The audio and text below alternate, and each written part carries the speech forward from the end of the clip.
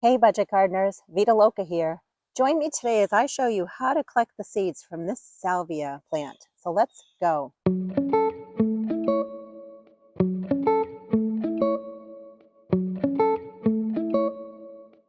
Salvia Splendens is an annual here in my Zone 5B climate. And this particular salvia is a salvia that I collected the seeds from last year from my neighbor's yard. And so the funny story is I've never had to buy the seeds, and I had some plants that grew this year. I'm going to collect the seeds and hopefully I'll have more plants to grow for next year. Here's another example of a Salvia Splendens plant. This is probably a more common one that you usually see in landscapes and nurseries. And I love the red color of it.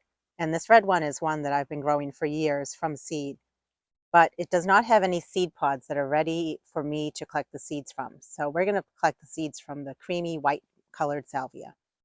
Right here are the blossoms, and it is fall time, so the plant is definitely starting to go to seed. What you want to do to harvest the seeds is collect the pods that have turned a brown color.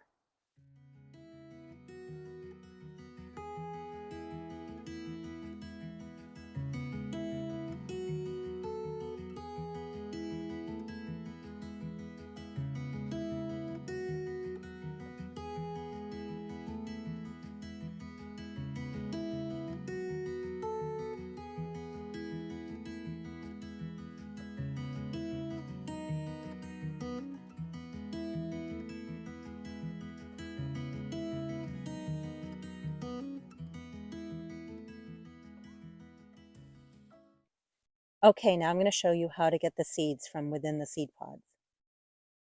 When it comes to harvesting the salvia seeds, what you want to do is look at the seed pod, which is usually open in the front like this, and you can very carefully just start taking it apart. And when you do that, you often will find between 1 and 4 seeds. Now keep in mind that when the plant is creating the seeds start off as a green color. But over time, the seeds mature and they turn a black color. These seeds are ripe and they're ready to be collected. And definitely today, it's been a little rainy out and these seed pods are wet. So what I'll be doing is letting them dry for a few days.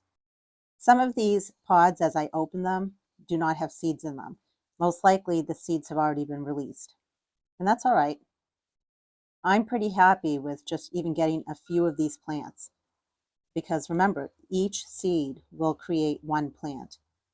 Now, there's a couple of these smaller pieces. These are very likely not going to produce a plant. So I'm going to move those out.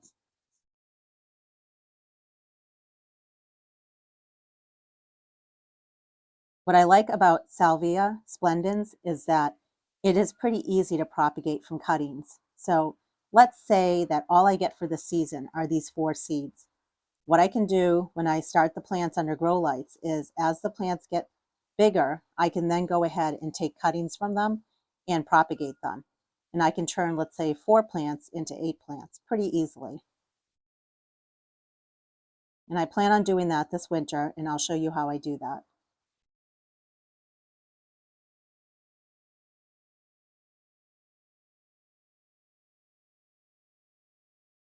What I like about salvia is that it does come in a couple of different colors, but for Salvia Splendens, one of the popular colors is the red one.